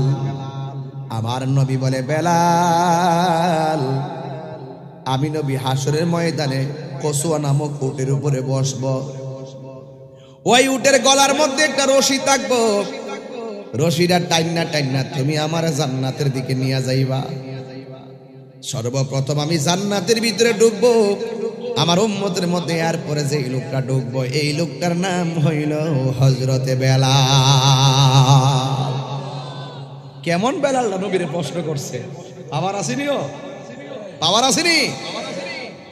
যেই বেলালের ব্যাপারে আমার নবী বলছেন, আমি যখন মেরাজের মধ্যে গিয়েছি, প্রত্যেকটা জান্নাতের রুমে রুমে বেলালের পায়ের আওয়াজ শোনা যায়। আমি বেলালরে ডাক দিয়া বলছি, দুনিয়াতে আইসা বেলাল একটা কথা আছে, কয় কি? আমি যখন আল্লাহর দিদারে গিয়েছি, জান্নাতের রুমে রুমে আল্লাহ আমারে দেখাইছে, সুবহানাল্লাহ কইতেন না? কিন্তু যেই রুমের মধ্যে ঢুকেছি, ওই রুমের ভিতরে তোমার পায়ের আওয়াজ আমি শুনতে পেরেছি। তুমি কি এমন আমল করো যে আমলের কারণে তুমি দুনিয়ায় চলাফেরা করলে এই পায়ের আওয়াজটা জান্নাতে শোনা যায়? হযরতে বেলাল রাদিয়াল্লাহু তাআলা ডাক দিয়া কয়, ইয়া রাসূলুল্লাহ, নবী গো, ও মায়ার নবী, আমার চেহারাটা কালো, দাঁতগুলা উঁচা উঁচা, জিহ্বাটা কাটা, ওরা মাসুল টানি লোহা গরম করে জিহ্বাতে লাগাই দিছিল। কেন আমি আপনার জিকির করি, আমি আল্লাহর জিকির করি এই জন্য। ইয়া রাসূলুল্লাহ নবী, আমি ভালো করে আজানটাও দিতে পারি না, জিহ্বাটা খাটো বলে আমার শিন উচ্চারণ হয় না। এরপর আপনি মনের খবর জানেন, আল্লাহ আমার মনের খবর জানে, এই জন্য আপনি আমাকে কদমে জায়গা দিয়েছেন। ইয়া রাসূলুল্লাহ, আমি দুনিয়াতে চলাফেরা করি আর জান্নাতের মধ্যে আওয়াজ পাইছেন, আপনি আমারে জিজ্ঞাসা করছেন কি এমন আমল করি যেই কারণে আল্লাহ আমার কদমের আওয়াজের পরিমাণ পাওয়ারটা আল্লাহ বার মর্যাদা বাড়ায় দিছে। এবার ডাক দিয়ে, ইয়া রাসূলুল্লাহ, আমি কালো বলে আমি যখন মসজিদে ইকামত দেই, আমি যখন মসজিদের ভিতরে ইকামত দেওয়ার পরে আপনি নামাজ পড়ান, নামাজের সালাম ফিরাইবার পর সব সাহাবীরা দলে দলে আপনার সঙ্গে হাত মিলাই আপনার সামনে বৈশা বৈশা দিনের কথা শুনে, কিন্তু আমার চেহারাটা কালো বলে, আমার জিহ্বাটা খাটো বলে, আমার দাঁতগুলো উঁচা বলে, আমি দেখতে একটু কেমন কেমন লাগে, এই জন্য আমি শরমে আপনার সামনে যাই না। আজান দেই একামত দেওয়ার পর একামত দিয়ে আমি ঘরে চলে যাই। কিন্তু আমি সব সময় সাহাবারা যখন আপনার সঙ্গে কথা বলে, ইয়া রাসূলুল্লাহ, ইয়া হাবিবাল্লাহ, নবী গো, সব সাহাবীরা কথা কয়, কিন্তু আমারও তো কথা বলতে মনে চায়, কিন্তু আমার চেহারাটা ভালো না দেখে সুন্দর সুন্দর সাহাবীর সামনে আমি যাই না। কিন্তু আমি একটা আমল নিয়মিত করি, কয় কি, আমি সব সময় ওযু রাখি। ওযু করার পরে অন্য কোনো নামাজ পড়ি না। ওযু করার পরে 2 রাকাত নফল নামাজ আমি পড়ি। ওই 2 রাকাত নামাজ নফল নামাজ পড়া আমার আল্লাহরে আমি ডাক দিয়ে বলি, আল্লাহ। সব সাহাবীরা নবীর সঙ্গে নামাজের পর মনের কথা বলে, আমার চেহারাটা ভালো না বলে আমি সামনে যাই না। কিন্তু আপনার বন্ধুর কাছে সবাই কাছে যায়, বন্ধু নবী তাদেরকে ভালোবাসে, আর আমি বেলাল সামনে না গেলেও আপনার বন্ধুর ভালোবাসা যেন আমি বেলালের প্রতি থাকে, এটাই হলো আপনার কাছে আমার ফরিয়াদ। আল্লাহর হাবিব ডাক দিয়ে বলে, বেলাল, এ বেলাল রে, তোমার এই 2 রাকাত নামাজ আমার আল্লাহ রাব্বুল আলামিন কবুল কইরা ফেলাইছি। এই বেলাল ডাক দিয়া কয়, নবী গো, ও মায়ার নবী। এই বেলাল রাদিয়াল্লাহু তাআলা তো সেই বেলাল, যেই বেলাল নবীজি ইন্তিকালের পর মদিনা ছাইরা চলে গেছিল, যেই রাস্তা দিয়ে তাকাইলে নবী দেখা যায় না, যেই মসজিদের মেহরাবে কামাত দিলে নবী দেখা যাবে না, যেই আজানে নবীর নাম নিলে নবী দেখা যাবে না, এই মদিনায় আমি থাকবো না, আমি বরদাস্ত করতে পারবো না। বেলাল সেখান থেকে চলে গিয়েছিল। কিন্তু বেলাল সেই বেলাল, যেই বেলাল আজান দিয়েই তিনি আমার রাসূলের কদমে লুটে পড়েছিল। এই বেলাল রাদিয়াল্লাহু তাআলা আনহু বলেন, ইয়া রাসূলুল্লাহ, জুমার নামাজ পড়াইলেন, এমন কথা খুতবার ভিতরে বলেন, ইয়া সারিয়াতুল জাবাল, ইয়া সারিয়াতুল জাবাল তো আজকের খুতবার বিষয়বস্তু না। আপনি খুতবা দেওয়ার সময় চোখ ডানে নিলেন বামে নিলেন, একটু কেমন কেমন দেখলাম, হঠাৎ করে এমন কেন? আমার নবী ডাক দিয়ে সাহাবীরা রে, আমি নবী যাহা দেখি তোমরা তা দেখো না, আমি নবী যাহা জানি তোমরা তা জানো না, আমি নবী যাহা বুঝি তোমরা তা বুঝো না, আমি নবী যাহা শুনি তোমরা তা শুনো না, আমার নবীকে আমি যাহা দেখি তোমরা তা দেখো না। ইন দলিল দলিল দলিল, ইন্নাল্লাহা যাওয়ালিল আরদা ফারাআইতু মাশারিকাহা ওয়া মাগারিবাহা। আমি নবী দেখি কি জানোনি? আল্লাহ রাব্বুল আলামিন আমার জন্য পূর্ব এবং পশ্চিমকে এমন ছোট করে দিয়েছেন, আমি নবী হাতের তালুর মধ্যে সব দেখতে পারি। তাইলে আপনারা বলেন, বাগুনিয়া পাড়ার দিকে মদিনা দূরে হইতে পারে, মদিনাওয়ালার জন্য কি বাগুনিয়া পাড়া দূরে নাকি? আর জোরে কোনা দূরে নাকি? আল্লাহর হাবিব ডাক দিয়া বলে, বেলাল, ও বেলাল, তোমার মনে আসেনি আমি কিছুক্ষণ আগে আমি 4 জন সেনাপতিকে যুদ্ধের ময়দানে পাঠাইছিলাম। 3 জন সেনাপতি, 1 নম্বর একজন, 2 নম্বর একজন, 3 নম্বর একজন। এর মধ্যে 1 নম্বর সে আমি মসজিদের মধ্যে নামাজ পড়াইতেছি, কিন্তু আমি ওই খুতবার ভিতরে আমি চোখ আমার সেই যুদ্ধের ময়দানে গিয়েছে, আমি দেখতেছি আমার প্রথম সাহাবীটা যুদ্ধের ময়দানে শহীদ হয়ে গেছে, এরপরে দ্বিতীয় সাহাবীটা শহীদ হয়ে গেছে। এই যুদ্ধের পতাকা একের পর এক আমার সেনাপতিগুলো শহীদ হইয়া যাইতেছে। এরপরে আমার সাহাবী জাফরে হাতের মধ্যে তলোয়ারটা নিয়েছে, তলোয়ারটা নিয়ে যুদ্ধ করা শুরু করছে বীরত্বের সাথে। জাফরের সঙ্গে কেউ পারে না। এরপরে কাফেররা সিদ্ধান্ত নিল, এই জাফরের সামনে সম্মুখ যুদ্ধ করে পারা যাবে না, চতুর্দিকে যুদ্ধ চালাইতে হবে। ডানে এক গ্রুপ, বামে এক গ্রুপ, সামনে এক গ্রুপ, পিছনে এক গ্রুপ, এমন ভাবে জাফরকে বের দিয়ে ফেলাইছে। জাফরের সাথে জাফর রাদিয়াল্লাহু তাআলা আনহু এমন ভাবে যুদ্ধ শুরু করলেন, বন্ধুরে আমার, ও আমার বাগুনিয়া পাড়ার বাবারা, এই ওয়াজটা করলে আমার কলিজা বাগ বাগ হইয়া যায়। আমার তো মনে হয় যে এই মানুষগুলা বাগুনিয়া পাড়ায় 11:30 পরে কুয়াশার মধ্যে বইয়া থাকে, নবীর ওয়াজ শুননা যেমনে পাগল, এরা যদি নবীর আমলটা পাইতো, আমার নবীর গায়ের মধ্যে পাথর লাগার আগে আমরা বাগুনিয়া পাড়ার মানুষের মাথায় পাথর নিয়ে নিতাম। ঠিক কি না বলো? জন্ম আমার নবীর যুগে হলে কেমন হতো, একটু করে কমে বলে দিলেন, জন্ম আমার নবীর যুগে হলে কেমন হতো, দুনয়নে রাসূল পাক দেখলে কেমন হতো, দুনয়নে রাসূল পাক দেখলে কেমন হতো, জন্ম আমার নবীর যুগে হলে কেমন হতো। আসিত ভেসে হজরতে বেলালের মধুর আজান সেই আজানে ছিল এমন প্রেম মুগ্ধ রহমান আসিত ভেসে হজরতে বেলালের মধুর আজান সেই আজানে ছিল এমন প্রেম মুগ্ধ রহমান দয়াল নবীর পিছে নামাজ পড়লে কেমন হতো সুবহানাল্লাহ বলবেন না জন্ম আমার নবীর যুগে হলে কেমন হতো জন্ম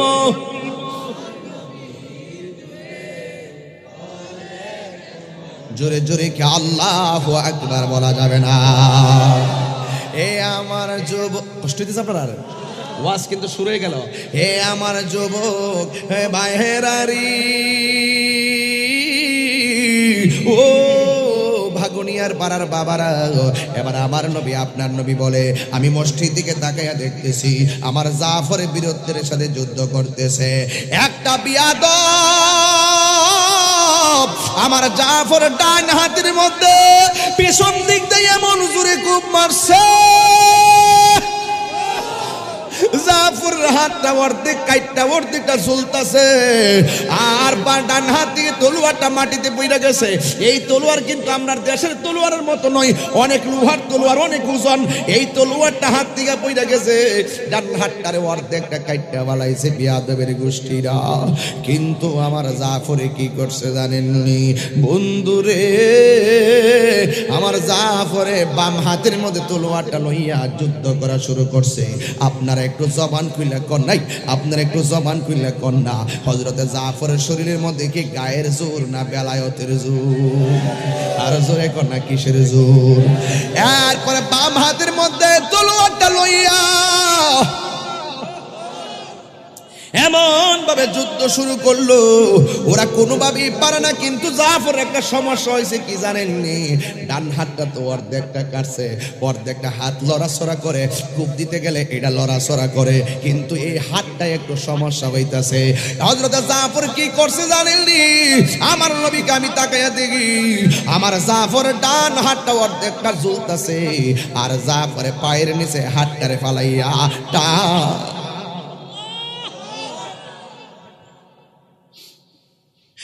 এটাই ইসলাম এটাই ইসলাম এটাই প্রেমিক এটাই প্রেমিক জাফরে হাতটা টান দিয়া সিরা ফালাইয়া বাম হাতের মধ্যে তলোয়ারটা লইছে ও আমার যুবক ভাইরা তিনবার কও আল্লাহু আকবার কি দিয়া বুঝাইতাম ইসলামটার কেমনে ভালোবাসতে হয় কিভাবে বুঝাইতাম নবীর কেমনে ভালোবাসতে হয় কিভাবে বুঝাইতাম কেমনে আল্লাহর রাজি করতে হয় আমার জাফরকে দেখা নবী যদি মসজিদ দিকে দেখা আফসোস করে হাই রে দেখ আমার জাফর আমার ইসলামটারে কেমনে ভালোবাসে দেখ দেখ আমার জাফর আমি পাঠাইছি সেনাপতি বানাইয়া কেমনে আমি নবীর রাজি করবার লাইয়া হাসতে হাসতে পাটার টান্না সিরা ফলাইছে জোরে জোরে কি আল্লাহু আকবার বলা যাবে না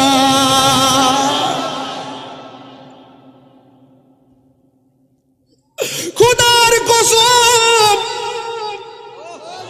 হাতটা যখন সিরা বালাইছে বাম হাতের মধ্যে তলোয়ারটা লইয়া এমন ভাবে যুদ্ধ শুরু করছে তার সঙ্গে কেউ পারে না গায়ের জোর না বেলায়েতের জোর ও তুই ডুব দিলে রূপ দেখতে পাবি রে ও তুই ডুব দিলে রূপ দেখতে পাবি রে পাবে তোর খুদে মহাজন পাবে তোর খুদে মহাজন পীরের দিল দরিয়ায় ডুবে দেখ ওরে পাগল মন পীরের দিল দরিয়ায় ডুবে দেখ ওরে পাগল মন আল্লাহ পাক চেহারা চাইতো কণ্ঠ কণ্ঠ ইত্যা গুড়ার ডিম আল্লাহ নিয়ামত দিছে, যদি অহংকার করো শেষ। বহুত কণ্ঠওয়ালা হুজুরের ওয়াজ মারিদ বয়া বয়া শুনছি, আজকে তারা বার্ধক্যজনিত কারণে ওয়াজ করতে পারতেছে না। বহুত কণ্ঠওয়ালা বক্তা দুনিয়া ছেড়ে চলে গেছে। আমিও জানি হাজার চেষ্টা করলো এত জোরে, 42 বছর তো চলতেছে, এত জোরে চিল্লাতে পারতাম না, কিন্তু সময় কিন্তু যাইতেছে। 22 বছর ওয়াজের বয়স, 17-18 বছর আগে থেকে তো হবিগঞ্জ আসি, এখনো তো মাঠটার ভিতরে ওয়াজ যে করতেছি। অনেকে মনে করে মাত্র নামছি 2-1 বছর হয়েছে, কিন্তু কন্টিনিউ এই ব্যস্ততা। তবে শুধুমাত্র ড্রেস বালা ফললে কাম হইতো না, চেহারাটা বালা হইলে কাম হইতো না। বলতেছে তুমি যদি আল্লাহকে রাজি করতে চাও তাহলে দিলটারে ভালো করো। এই জন্য আমি এই গজলটা আমি কিন্তু গাইতেছি, আপনারা বুঝাইবার লাগে গাইতেছি, আসলে গাইলাম নইলে। ও তুই ডুব দিলে রূপ দেখতে পাবি রে, ও তুই ডুব দিলে রূপ দেখতে পাবি রে, পাবে তোর খুদে, পাবে তোর খুদে মহাজন পীরের দিল দরিয়ায় ডুবে দেখো রে পাগল মন।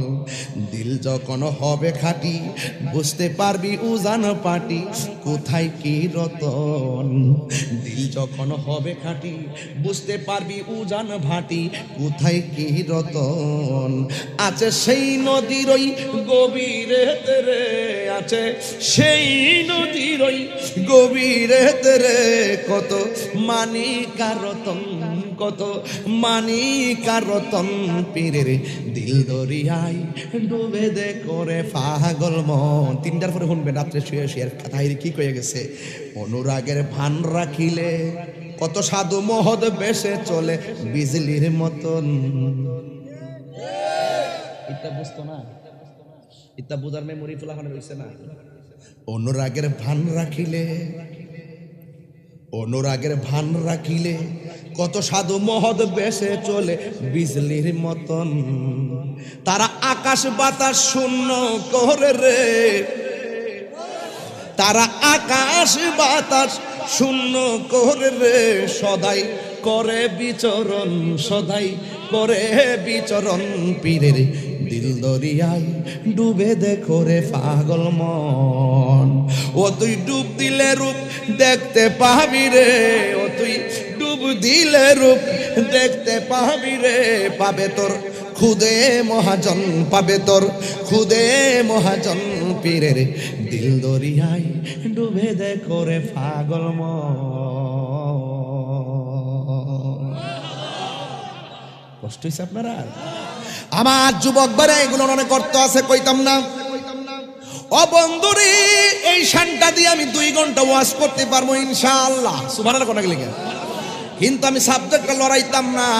বাম হাতের মধ্যে জাফর তলোয়ারটা হাতে নিয়েছে, গায়ের মধ্যে কি গায়ের জোর না বেলায়েতের জোর। এবার সে যুদ্ধ করতেছে, যুদ্ধ করতেছে, সবগুলা বিয়াদব মহিলা এমন একটা খেল দিয়া বাম হাতের ভিতরে একটা কূপ মারছে, দেহ দিকে হাত ধরে আলাদা কইরা ফালাইয়া দিছে। ডান হাত জাফরের নাই, বাম হাত জাফরের নাই। এবার ঠুট দিয়া পতাকাটারে কামড় দিয়া ধরছে, কামড় দিয়া ধরছে, কামড় দিয়া তো ধরছে না, আমার আল্লাহ রে এমন রাজি কইরা ফালাইছে। ঘটনাটা শুনেন, বুঝবেন রে বাজান। এমনি সুখ আর আসবে না, বুকে সুখ নাই তেগেই সুখ। এই জন্য যাবি তলোয়ারটারে কামড় দিয়া ধরছে। বিয়াদবরা শেষ পর্যন্ত এমন ভাবে তারা আঘাত করছে, দুনিয়া থেকে জাফরের বিদায় কইরা দিছে। আমার নবী কয়, জাফরের কষ্টটা দেখে আমি আর স্বাভাবিক থাকতে পারি নাই রে বেলাল। আমার নবী বলে, বারে জাফর কি হইছে জানোনি? বেলাল কইস এত মাইটটা খাইলো? কয় না না, জাফরের মর্তবা শুইনা যাও। হাসরের ময়দান যেদিন কায়েম হবে, যেই দিন মানুষ নাফসি নাফসি বলে কাঁদবে, যাই কোনো বন্ধুগণ নাই দরদি নাই, কঠিন দিনে আমার নবীজি বিনে। রোজ হাসর কঠিন দিনে রাব্বুল আলামিন ওয়াহিদুল কাহার বলিয়া সাজিবেন হাকিম। থাকিবে না দয়া মায়া স্নেহ মমতা, কেউ হবে না কারো জন্য যাবি ন দাতা। হায় হায় হাহাকারে পইরা যাবে ধনী, পিপাসায় ফাটিবে ছাতি, মগজ গলে পানি। কান্দিতে থাকিবে সেদিন আদমের আওলাদ, কান্দিয়া জানাইব তোরা তাদের ফরিয়াদ। আমার নবী কয়, হাসরের ময়দানে আল্লাহ আমার উম্মতকে ওই মেরাজের বুরাক দিব। এই বুরাকের উপরে আমার উম্মতে আরোহণ করব। আমি আল্লাহকে একটা উট দিব, উটের নাম হলো কসওয়া। আমি নবী উটের উপরে থাকব, আমার উম্মতরা আমার পিছনে থাকবে। আমার উম্মতরা ফুলসিরাতে উঠবে, কিন্তু আমার উম্মতের পিছনে থাকবে 1,24,000 পয়গাম্বর। অন্যান্য নবীগণ থাকবে আমার নবীর, আমি নবীর উম্মতের পরে। সুবহানাল্লাহ বলেন না? আবার উম্মতের পরে থাকবে, আর ওই নবীদের উম্মত থাকবে তাদের পিছনে। হাসরের ময়দান যেদিন কায়েম হয়ে যাবে,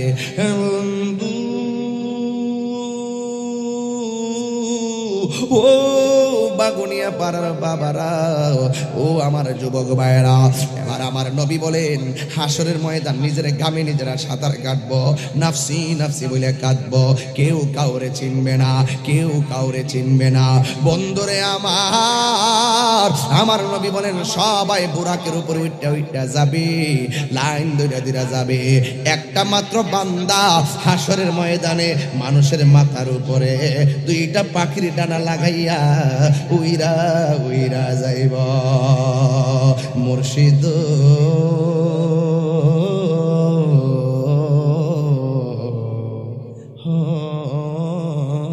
মুর্শিদ মুর্শিদ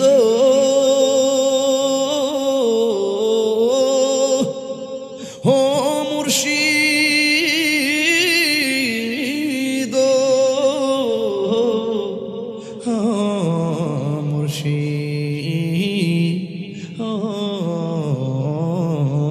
মুর্শিদ আমার মন মজাইয়া রে, দিল মজায় আর মুর্শিদ নিজে এর দেশে যায়। আমার মন মজাইয়া রে,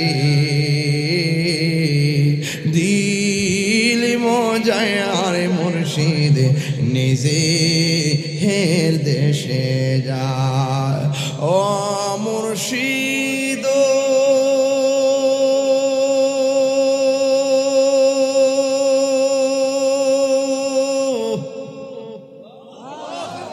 একে আমার বাঙ্গানা, তার উপরে তুফান বাও, কখনো জানি সেই গর ভাঙ্গা পড়ে রে, কখনো জানে সেই গর ভাঙ্গা পড়ে রে।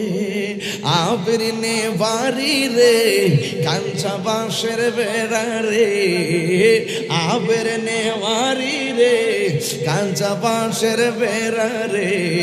বাজার লটিয়া নিল চোরাই রে, আমার মন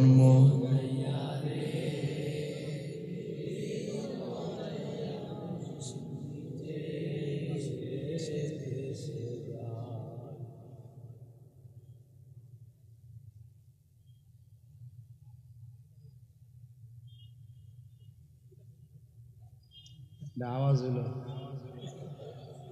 কতলা মানুষ আওয়াজ করলে গুনগুনায় করলো তার বেশি হওয়ার কথা।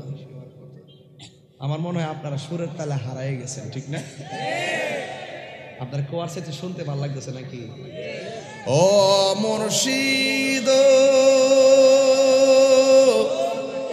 একি আমার ভাঙ্গা ঘর, তার পরে লরে চর, পলকে পলকে ওঠে পানি রে। আল্লাহ কইতেন না? আবের নেওয়ারি রে কাঞ্চা বাঁশের বেড়া রে, বাজার লটিয়া নিল চোরাই রে।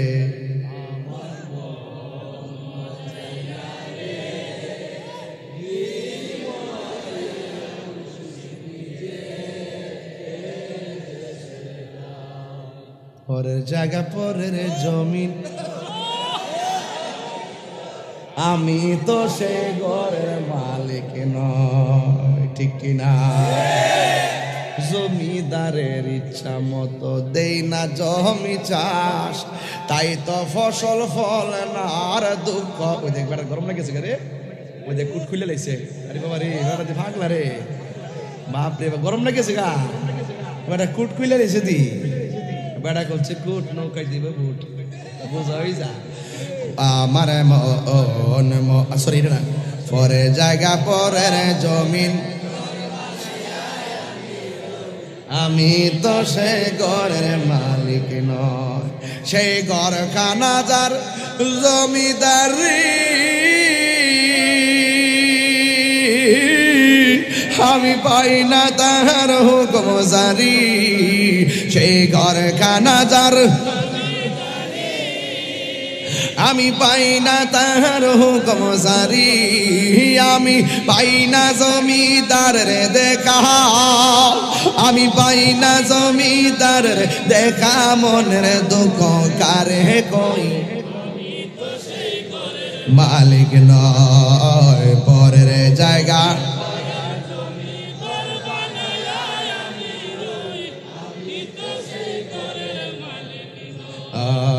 জমিদারের ইচ্ছা মতো দেই না জমি চাষ তাই তো ফসল ফলে না আর দুঃখ 12 মাস এরা তো মনে করতেছে কোন জমিনের কথা কইছি এই জমিদারের ইচ্ছা মতো দেই না জমি চাষ তাই তো ফসল ফলে না আর দুঃখ 12 মাস আমি খাজনা পাতি ছবি দিলাম তবু জমিন আমার হয়ে যে নিলাম আমি খাজনা পাতি তবু জমিন আমার হয়ে যে নিলাম আমি চলি যে তার মন জোগায়া আমি চলি যে তার মন জোগায়া দাখিলাই মিলে না সই আমি তো সেই ঘরের মালিক নয় বলো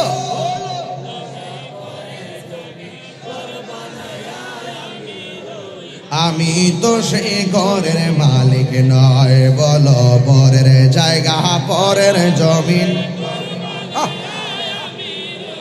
আমি তো সেই ঘরের মালিক নয় খারাপ লাগছে বাড়ি বাড়ি কইরো না ঘর ঘর কইরো না আসল ঘরের নাম হইল কবর কথা কোনটি কিনা সাহাবীরা জীবন দিতেছে কবরের আযাবের ভয় কইরা দিনের পথে যাইকা জীবন দিলে কবরে সুখ পাওয়া যাবে সারা রাত বাগুনিয়া পাড়ায় ওয়াজ শুনতেছে কবরের ডরাইয়া একটা রাত আল্লাহ কবুল করে ফেলাইলে আধার ঘরটা আলোকিত হইয়া যাইব কথা বলেন ঠিক কিনা আর অন্য কিছু আছে রে বাবা অন্য কোনো চাওয়া নাই পাওয়া নাই হে বন্ধু রে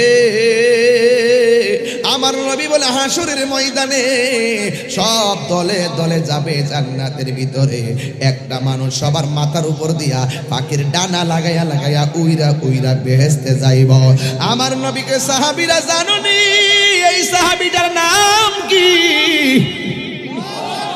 কয় নবী গো কে আমি কিন্তু আসলে এত সিরিয়াস ওয়াজ ঢুকি না স্বাভাবিক ওয়াজ করে যায় আজকে কিন্তু একটা ভিতরে ঢুকে গেছি গা এরপর আপনারা মনোযোগ দিকে আমি খুব আনন্দিত কারণ আপনারা ওয়াজটা বুঝতেছেন আমার মনে হইতাছে কথা কোন ঠিক না বেঠিক প্রথম হাতটা কাটছিল যেই সাহাবীর নাম কি কথা কোন এরপর একটা কাটছে এর নাম কি দুই হাত কাটটা ফালাইছে বন্ধু রে জাফর লাশ আসমানে নিয়া গোসল করাইছে কে আর আমার আল্লাহ জাফরের সম্মান এত বাড়াইয়া দিব আল্লাহকে আমার জাফর হাসরের ময়দানে উইরা উইরা যাইব ডাইন হাতের জায়গার মধ্যে একটা পাখির ডানা লাগাইয়া দিব বাম হাতের ডানার মধ্যে পাখির ডানা লাগাইয়া দিব ওই দুইটা পাখির ডানা লাগাইয়া এও আবার গাছের ডালের পাখির ডানার মতো পাখি নয় আল্লাহর হাবিব বলে ওই পাখিগুলো হবে নূরের পাখা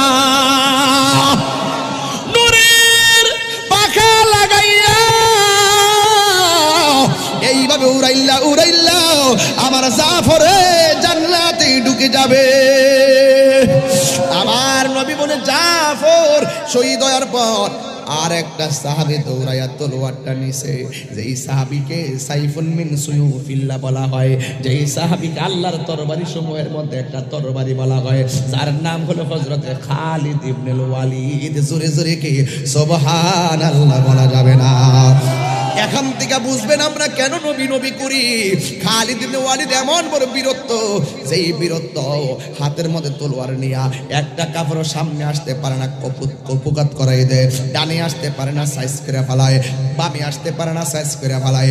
হঠাৎ করে তার মাথার মধ্যে যে হেলমেটটা ছিল, এই হেলমেটটা হঠাৎ করে যুদ্ধের সময় পইরা গেছে।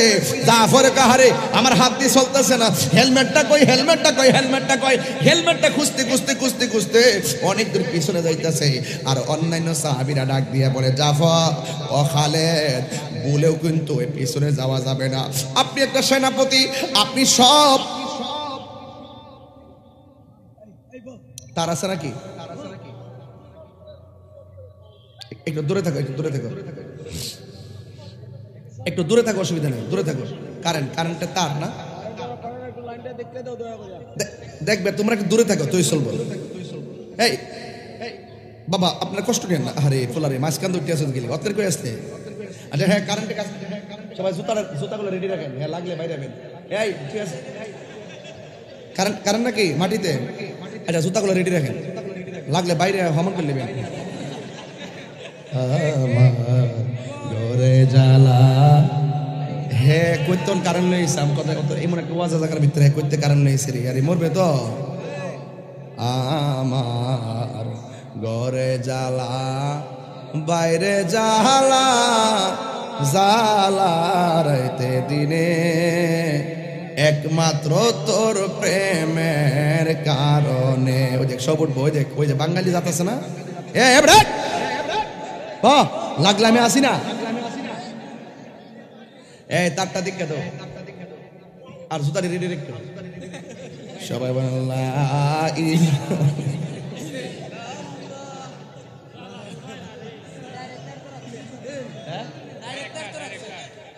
এই ডাইরেক্টর কিন্তু মানে নিচে তাই উন্ডে। হ্যাঁ লটকা যাবো না, ও মোড়া মোড়া অসুবিধা নেই, এটা মনে হয় এরা কিসিতে কাটছে আর কি। ও জয় লেগেছে, আচ্ছা লাগাই দে। আর তুই আবার লাগস দিস, তারা রেডি রাখ। আর 10 মিনিট সামনে গেলে কি অসুবিধা দিব? কটা বাজে?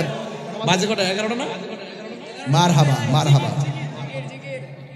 11টা বাইক সিনস্তে। এই বড় কিসে সিনস্তা মারে বাবা, বসো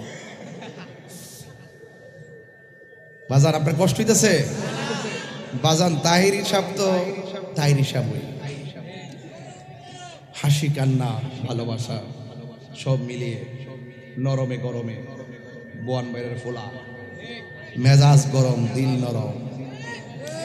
কথা বলেন ঠিক না বেঠি? আরো জোরে বলুন ঠিক কি না বলেন? আল্লাহ কবুল করুক, আমিন কন। সবাই একটু মহব্বতে বলেন, ভালোবাসার জায়গা মদিনা, ভালো লাগার জায়গা মদিনা। বলো ভালোবাসার জায়গা মদিনা, ভালো লাগার জায়গা মদিনা। আজকে মাইকটা খুব ভালো পড়ছে রে, চিল্লাইতেছি ইচ্ছা মতো, এমন চিল্লাই ওয়াজ করি না বাবা। কি বলো এদিকে? 100 একদম নর্মাল সুর দিতে পারতেছি, চিল্লাই সুর মারতে পারতেছি, বুঝতেছি না ব্যাপারটা। কালকে আবার হেলিকপ্টার প্রোগ্রাম বেগ হয়ে যায়, আল্লাহ জানে। ভালোবাসার জায়গা মদিনা, ভালো লাগার জায়গা মদিনা, এত সুন্দর জায়গা কোথাও দেখি না।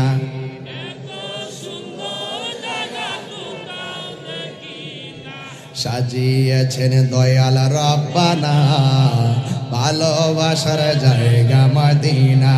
বলো ভালোবাসার জায়গা মদিনা, ভালোবাসার যতই দরুদ পড়ি তৃপ্তি মিটে না। তৃপ্তি মিটে? যতই দরুদ পড়ি তৃপ্তি মিটে না। আশিক বিনে অন্য বুঝে না, আশিক বিনে অন্য বুঝে না, ভালো লাগার জায়গা মদিনা। বলো ভালোবাসার জায়গা মদিনা, মারহাবা গান, মারহাবা গান, আরো যারা বলেন মারহাবা। আমার জীবনে অনেক বেশি গুনাহ, আমার জীবনে অনেক বেশি গুনাহ, তাই হাবিবের কদম ছাড়ব না, ভালো লাগার জায়গা মদিনা। বলো ভালোবাসার জায়গা মদিনা, ভালো লাগার জায়গা মদিনা। এত সুন্দর জায়গা কোথাও দেখি না।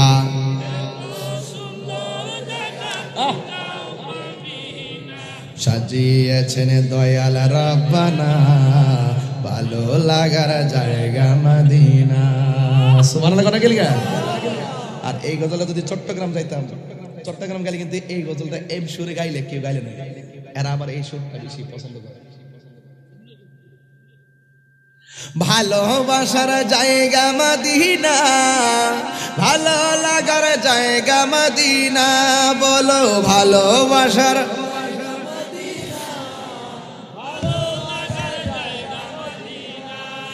এত সুন্দর জায়গা কোথাও দেখি না, এত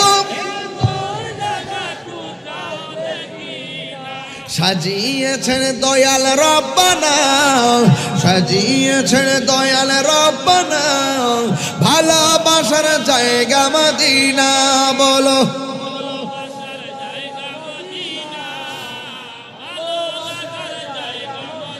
ভালোবাসার জায়গা মদিনা, ভালো লাগার জায়গা মদিনা। জোরে কি সুবহানাল্লাহ বলা যাবে না? আধার কবরে কেউ তো যাবে না, আধার কবরে কেউ তো যাবে। আসল কথা কইতাম নি বাবা, কইতাম নি বাজান তো স্টেজে আইছি বলতে বাজান ওই সামনে দাওয়াতটা সিটিং করে মারা মাজরে কোনে গেলে এই আধার কবরে কেউ তো যাবে না, সিদ্দিকী যাবে না আমার শাহে মদিনা। সুবহানাল্লাহ কইনা রে, সুবহানাল্লাহ এ তিনবার কোনা ইয়া রাসূলুল্লাহ। যাবে না আমার সুন্নিরা যে কি আনন্দিত। আরে বেটা সুন্নিরা আনন্দিত, টাকা পয়সা না থাকতে পারে, সুন্নিরা জানের চাইতে নবীরে ভালোবাসে। কথা বলেন ঠিক কি রাখো? আধার কবরে কেউ তো যাবে না, যাবে না আমার শাহে মদিনা, ভালো লাগার জায়গা মদিনা। বলো ভালো লাগার জায়গা মদিনা, ভালোবাসার জায়গা মদিনা। এত সুন্দর জায়গা কোথাও দেখি না, এত সুন্দর জায়গা কোথাও দেখি না। সাজিয়েছেন দয়াল রব্বানা, ভালোবাসার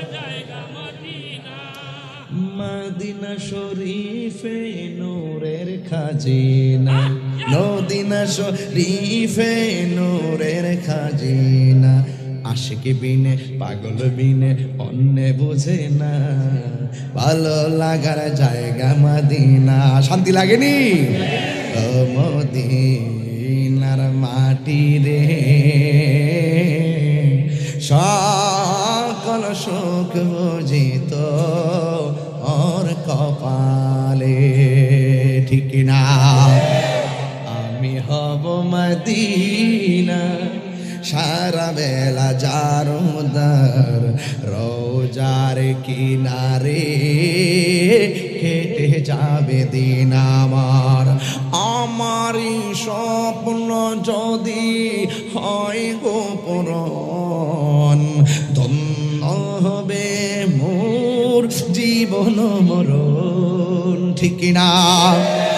আমারই স্বপ্ন যদি হয় গোপন, ধন্য হবে মোর জীবন মরণ। আমি হব মদিনার সারা বেলা জারুদার, রোজার কিনারে কেটে যাবে দিন আমার। জোরে জোরে কি সুবহানাল্লাহ বলা যাবে না?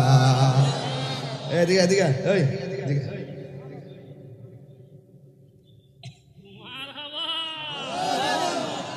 নে পাগলা রে পাগলা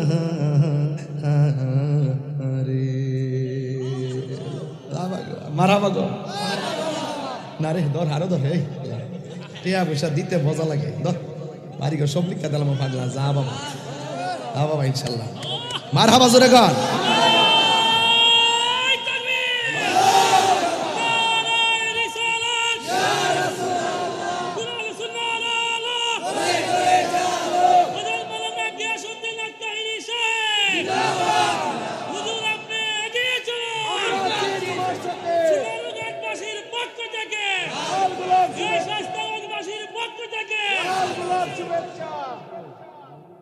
আজমির হতে এলো আওয়াজ গরিবের বন্ধু গরিব নেওয়াজ কথা কোন ঠিক কিনা এই জন্য যুবক শুকরিয়া আদায় করুন লাগে বাজার এই ফ্যান্ডেলটা যে করছে যে সুন্দর করে এটা সাজাইছে আমার একটা কিন্তু ফুটা আমার মাথা পড়ে নাই বহুত প্যান্ডে যা শীতে মাথা ফুটা পড়ে এরা যে কষ্ট করে যেভাবে সেটিং করে কষ্টটা করছে আমি শুকরিয়া আদায় না করলে প্যান্ডেলটা দেখেন কি সুন্দর লেভেলটা মানে লেভেলটা দেখেন ওরা জান প্রাণ দিয়া সর্বোচ্চ সুন্দর করার চেষ্টা করছে এবং আজকে একটা দিনই ভালো লাগছে যে অন্তত 40 জন আলেম স্টেজে বসার সুযোগ পাইছে এমন ভাবে সাজায় করছে এখান থেকে 10-15 জন আলেম এক কোণা দিয়ে বসা মারাবা জোরে কোন এটা একটা ধর্মের সামাজিক সম্প্রীতি কথা বলেন ঠিক না বেঠিক এগুলো শুকরিয়া আদায় না করলে হয় না কথা কোন ঠিক কি না এই জন্য বাবা শুকরিয়া আদায় করছি আপনারা কি মাইন্ড করছেন নাকি আমি তাহিরি কাউকে খুশি করার জন্য কাজ করি আমি নিজে আল্লাহে আমার হৃদয় থেকে আমার ভালোবাসাটা চলে আসে কথা কোন ঠিক কি না আমি জানি ভালোবাসলে ভালোবাসার অভাব হয় না আমি আপনি আমরাই বাংলাদেশ আমরাই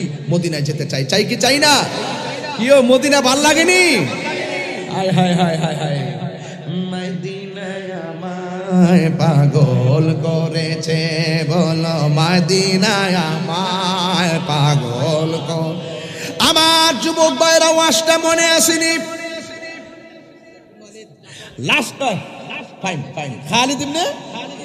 খালিদ বিন ওয়ালিদের হাতের মধ্যে তলোয়ার কেউ পারে না গায়ের মধ্যে কি গায়ের জোর না বেলায়েতের জোর আর জোরে কোন কিসের জোর এমন ভাবে যুদ্ধ করতেছে মাথার হেলমেটটা পইরা গেছে সব সৈন্যরা বলতেছে সাহাবীরা বলতেছে ইয়া খালিদ আমরা কিন্তু 95 ভাগ বিজয়ের মালা আমাদের গলায় চলে আসছে এখন যদি আপনি চইলা যান তাইলে তো আমরা যুদ্ধের মধ্যে হাইরা যামু এবার তিনি বলতেছে আমি যাইতেছি আমার মাথার টুপটা পাইতাছি না আরে টুপটা আপনি খুঁজা দিমুনে আপনি পিছনে যায়েন না কয় না না এই টুপটা আমার লাগবে এবার কয় টুপটা আমার লাগবে কয় কেন কয় টুপটা আমার পাইতেই হবে এবার টুপটা খুঁজতে যাইয়া দেখে বালুর মধ্যে গোড়ার পাউটা পইরা একবারে দোলায় দূষিত হইয়া গেছে ওই খালিদ ইবনে ওয়ালিদ এমন ভাবে ওই টুপটা পাইয়া হেলমেটটা পাইয়া মাথার মধ্যে লাগাইছে লাগাইয়া আবার দ্বিতীয়বার ঘুরে দাঁড়ায় গেছে জোরে কন্যা সুবহানাল্লাহ এবার এমন ভাবে যুদ্ধ শুরু করছে গো এবার খালিদের হাতে আমার আল্লাহ রাব্বুল আলামিন ওই মুতার যুদ্ধের বিজয়ের পতাকা দান করেছেন জোরে কন্যা সুবহানাল্লাহ পরীক্ষা দিলে যেমন করে পরীক্ষার পরে বন্ধুরে বলে এটা কি দিছস এটা কি দিছস যুদ্ধের ময়দানে বিজয়ের পরে সাহাবীরা ডাক দিয়ে কয় যুদ্ধ তো জিতলাম কিন্তু কলিজার ভিতরে পানি ছিল না কয় কার কারণে কয় খালিদ ইবনে ওয়ালিদের কারণে যুদ্ধ করতেছে হঠাৎ করে পিছন দিকে দৌড় মারছে আমরা তো মনে করছি শেষ ওনার বীরত্ব শেষ আর যুদ্ধে আমরা হেরে গেছি কিন্তু এই টুপিটা পরার পরে আবার ঘুরে দাঁড়ায় গেছে দাঁড়ানোর পরে আমার আল্লাহ বিজয়ের মালা দান করেছেন একজন ডাক দিয়ে কয় খালিদ ইবনে ওয়ালিদ গো আপনি যুদ্ধের ময়দানে টুপটার জন্য এত পাগল হইছেন কেন এই মাথার টুপের জন্য কেন এত পাগল হইছেন এবার তিনি ডাক দিয়ে কয় আমার মাথার মধ্যে তোমাদের টুপ পরতে পারতাম কিন্তু আমার শক্তি ফিরে পাইতাম না অন্য টুপ লাগাইতে পারতাম কিন্তু শক্তি ফিরে পাইতাম না আমি খালিদের সব কারিশমা সব শক্তি এই হেলমেটের ভিতরে ডাক দিয়ে বলি কি ব্যাপার আমার মাথায় তো হেলমেট আছে এবার খালিদ ইবনে ওয়ালিদ ডাক দিয়ে কয় আমার শক্তি কেমনে হেলমেটের ভিতরে জানোনি কারণ এই হেলমেটের ভিতরে ছিল আমার নবী পাকের একটা চুল মুবারক আরে হাত দিলে কন্যা ইয়া রাসূলুল্লাহ আমার নবী আমরার মতো হইব দূরের কথা নবীর চুল মুবারক আমাদের মতো আমার নবী জিন্দা নবীর চুল মুবারক জিন্দা আমি নিজে নবীর দাড়ি মুবারক দেখছি চুল মুবারক দেখছি নবীর চুল মোবারক কুকরানো, নবীর চুল মোবারক কুকরানো, এমনি বইটাতে হে। যখন দেখতে গেছি সবাই লাইন ধরে দাঁড়াইছি, উজু কইরা দূরত কইরা পবিত্র ইয়া গ্রান ট্রান সুগন্ধি টুগন্ধি লাগাইয়া আতর টাতর লাগাইয়া চোখের পানি ফালাইয়া লাইন ধরে হাঁটতেছি। আল্লাহর কসম কইরা বলি, কোরআন আসেনি, কোরআন তাহলে কোরআন ধরে কইতাম। তাহিরি তো মিথ্যা কথা বলার ডিকশনারিতে নাই। আমি যা জবানে যা বলি তাই করি। দেখছেন না অনেক সময় বড় বড় কাজ করি, আমি যা বলি তাই করি। আমি কখনো মিথ্যা বা ফাঁকি পছন্দ করি না। রসুল পাকের চুল মোবারক এই বাঁকা, দরুদ পড়তে পড়তে আমরা যাই, রসুলের চুল মোবারক এইভাবে দাঁড়ায় গেছে। আল্লাহু আকবার বলেন না। আমার নবী জিন্দা, নবীর চুল মোবারক জিন্দা। ওই দিন জানে চোখের মধ্যে এক বেলকি লাগছে, আজও বেলকি ছুটে নাই, আজও বেলকি ছুটে নাই, আজও বেলকি ছুটে নাই। এই ধ্যান ধারণা মাথার মধ্যে ঢুকিয়ে দিছে। মদিনা যাইয়া কত কান্দাছে, কাঁদছি, আল্লাহ ছাড়া কেউ জানে না। নবী গো, আপনার পাগলগুলো, আমি যখন কথা বলি, আমি তো কথা বলি চেয়ারে বসে, আপনার লক্ষ লক্ষ পাগল বাংলার জমিনে মাটির মধ্যে ওরা চোখের পানি ফেলায় কান্দে, ওরা আসতে চায়, টাকা নাই, আসতে পারে না। আমি বুঝি এরা বেশি অর্থের মালিক না, কিন্তু আপনাকে তারা অনেক ভালোবাসে। আমি দাঁড়ায় দাঁড়ায় আপনাদের সালাম আমি পৌঁছাইছি। বলছি এরা চেহারা আসতে পারছে না, আমি তাদের পক্ষ থেকে আপনার কাছে সালামটা দিতেছি। আপনি তো সব দেখেন, ওদের কারণ ওদের জন্য মদিনা দূরে, আপনি নবীর জন্য তো এই বাংলাদেশ দূরে না। পৃথিবীতে যত মাহফিল করছি সব প্রেমিকের পক্ষ থেকে আপনি সালামটা গ্রহণ করে নেন। ইয়া রাসূলুল্লাহ বলেন। আমি দিছি, আমি আপনাদের বলি নাই, আমি আপনাদেরকে বলি নাই। এই জন্য যুবক ভাইরা আমার পায়ে হাত রেখে বলি, রসুল কি জিনিস। রসুলকে ডাকলে যে রসুল কত খুশি, রাসূলকে যে দেখা যায়, রাসূলকে উযু কইরা 40টা দিন দুরূদ শরীফ পড়া ডান কাইতে শুইলে যে রসুল দেখা যায়, রাসূল যে এখনো রওজায় উম্মতের জন্য কি করে। যতই দুরুদ পড়ি তৃপ্তি মিটে না, আশিকি বিনে অন্য বুঝে না, ভালো লাগার জায়গা মদিনা, বলো ভালো লাগার জায়গা মদিনা, ভালোবাসার জায়গা মদিনা। আধার কবরে কেউ তো যাবে না, যাবে না আমার শাহে মদিনা, যাবে না আমার শাহে মদিনা, ভালো লাগার জায়গা মদিনা, ভালো লাগার জায়গা মদিনা।